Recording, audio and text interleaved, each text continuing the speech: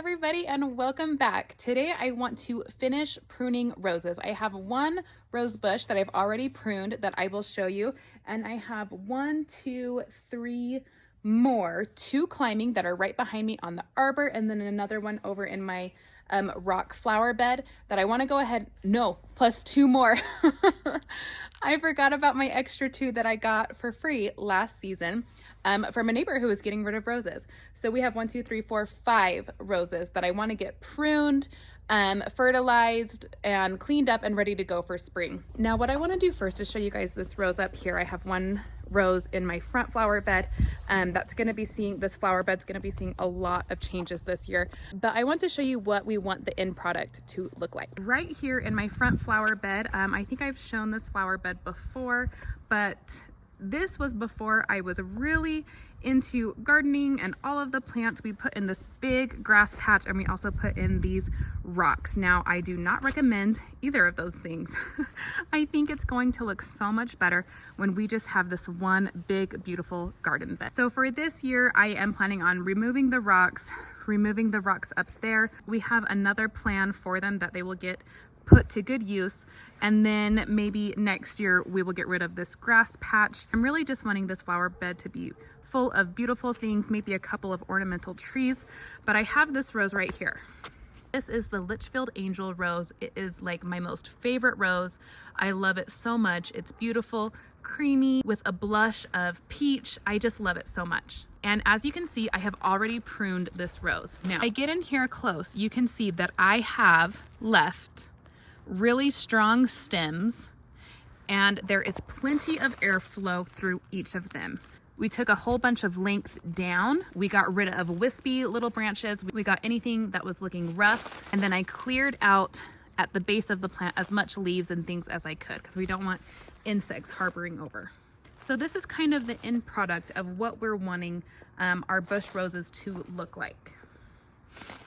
Obviously, the climbing roses will be a different story, but I wanted to just show you this one that I already have done. This is what we are going for. So all I am using today is a pair of gloves. These are not rose gloves. These are my husband's work gloves that I'm going to be using. We'll see how well they work against the thorns. If you have any recommendations of good rose gloves, I am in the market for some. So let me know in the comment section below if you have any good ideas, because I really need them. Second, I'm going to be using my pruners. I just have these new pruners that I got from Gardener's Workshop with the Felco pouch right there.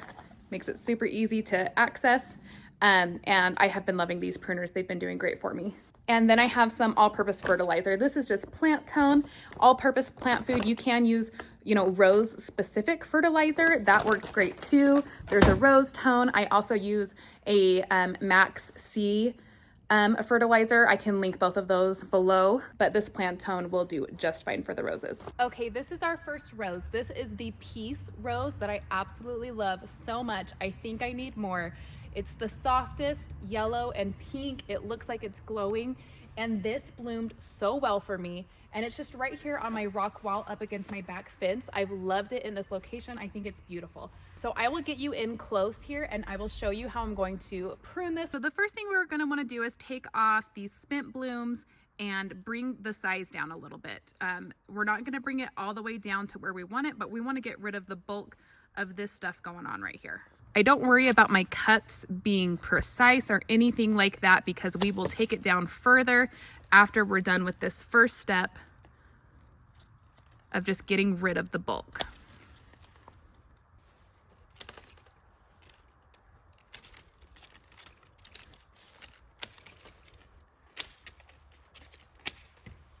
Okay, looking better already. Now what we want to do is we want to go in, and I'm going to look for anything that is looking damaged or diseased or totally dead. We want to cut that out.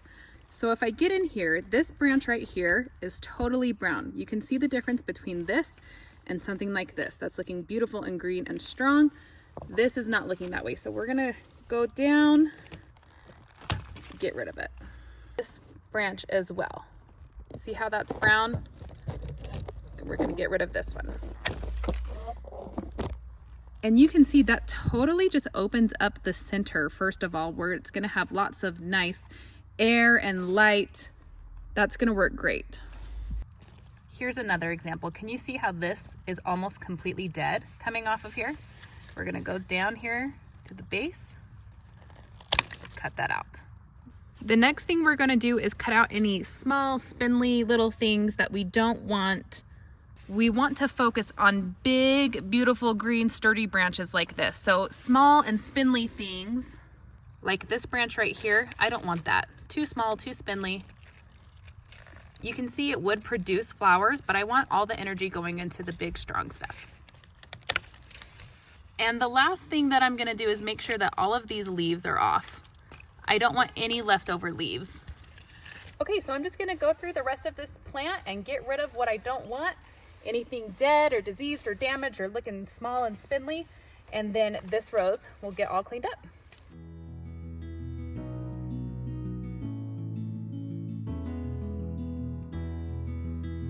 The thorns on this rose is no joke.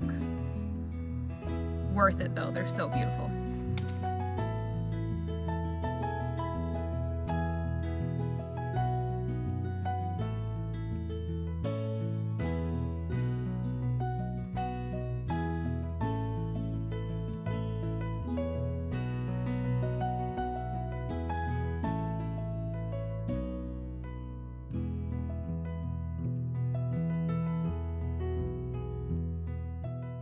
Okay, all done. That's what we kind of want it to look like in the end. I brought it down, size checked it, got rid of all the scraggly, dead, that kind of stuff. You can just see that there are beautiful growth points all over the place. I'm so excited for this rose. Okay, well, we got one done. I want to go ahead and get started on these two climbing roses that are here on either side of my fence. It's really starting to come down. Let's see if it'll pass quickly. You know what? We might just keep going after it. The clouds don't look too bad. So let's see if we can go ahead and get after these two roses. Now here on either side of my big white vinyl fence that doesn't have a lot going on, we have the fruit trees here that we just pruned. I have these two roses. These are my mystery roses. I would love to know the variety name, but I'll pop a picture up on the screen and maybe one of you guys will know. But when we transplanted them last year, we cut them, you know, basically all the way back so it was easy to transplant. So these should not be too hard. This one over here is looking a little bit more thick. So maybe we can prune some more things out. But what I really want to do is just get these down to a few really, really good canes for us to train and work with. And I think it would look so beautiful to have this peachy rose on either side, just trained all along this fence line. The rain has already started to subside, so that's great. Okay, first thing, I can already see some dead things in here. This right here, looking no good. Neither is that. This one right here, you can see the difference, obviously. Looking great and healthy, not looking good.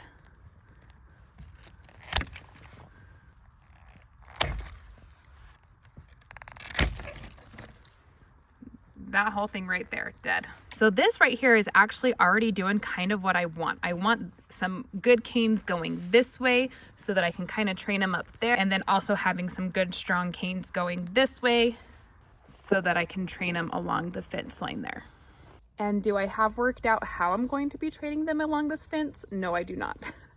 I was like last fall when I planted them, I said, hey, now I'll have all winter long to figure out how I'm going to train them and get a, some sort of trellising system on this fence. Haven't done it yet, and now is the time. So if you guys have any good ideas, again, about how to do it on a vinyl fence, let me know, but we'll think of something. Now, something else to consider when you are making your cuts on your rose is that you want to find a set of buds to cut right above, and you want the buds to be going in the direction of where you want your branch to go. So for example, I am wanting this rose to go towards my fence, not away from my fence.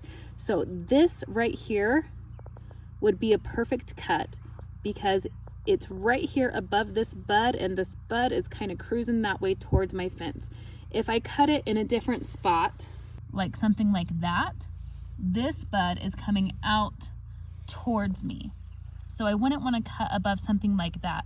So just keep that in mind. Depending on where you cut above a bud, your growth is going to go in the direction that that bud is going. Okay, this one is going to be a bit more of a beast. So what I want to do is kind of take the bulk off so I can see what we're working with here.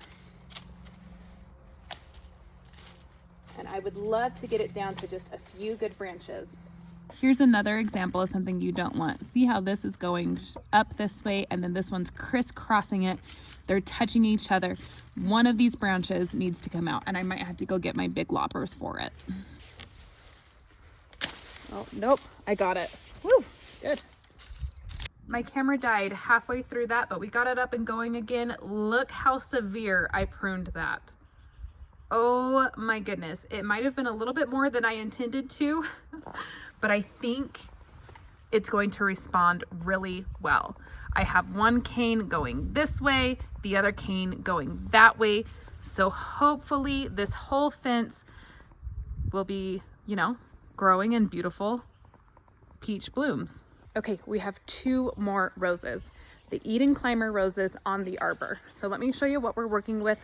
All of these roses are pretty new to me as of last year or the year before. So we don't have anything super overgrown or wild or anything like that, which is great. It makes it easy to work with.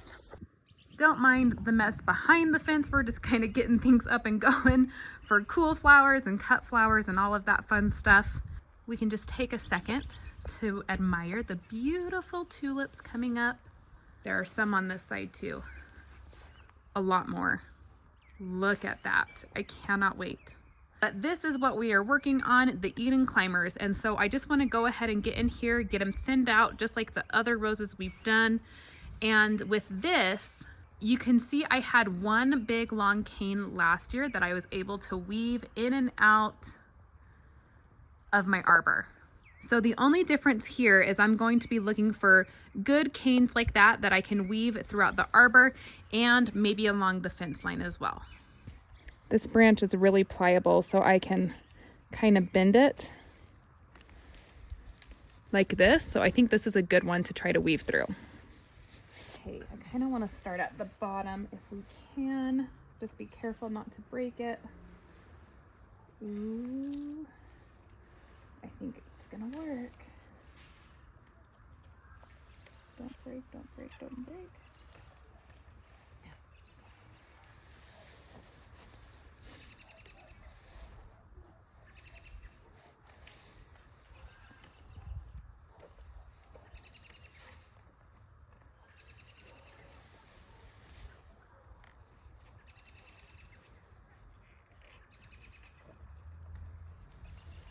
Beautiful.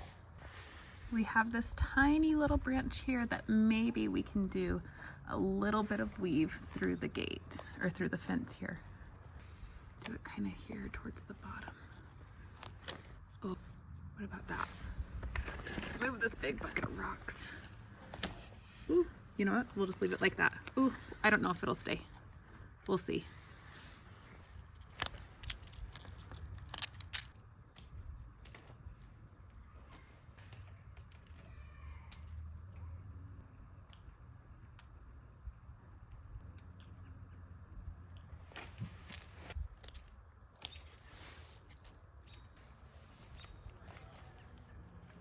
That way.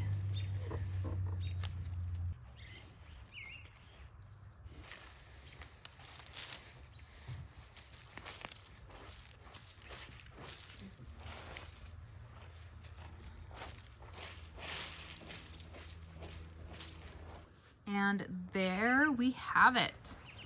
Oh, they look so good and they are just loaded with all of these beautiful buds. So there's that one. I trained a few branches up through the arbor and along the fence line. There's our big pile of debris.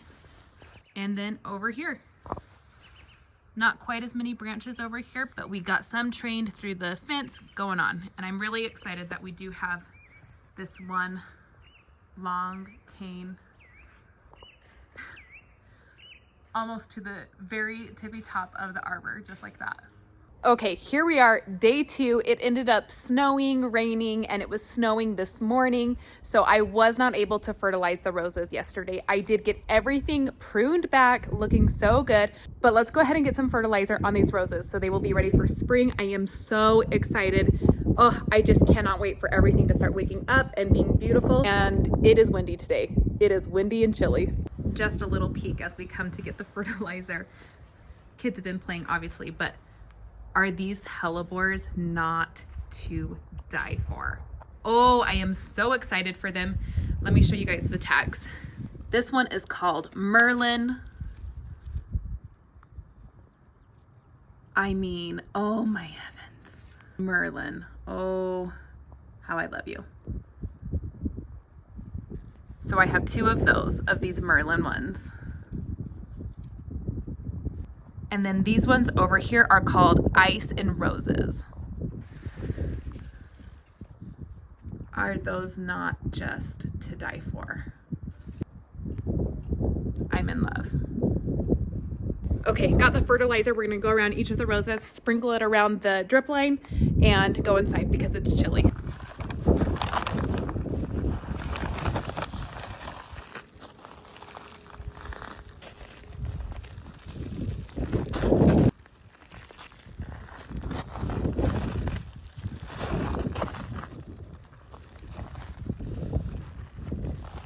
I will say it would be better when it's not so windy so the fertilizer isn't blowing around, but I'm just ready to get it done. It'll work just the same.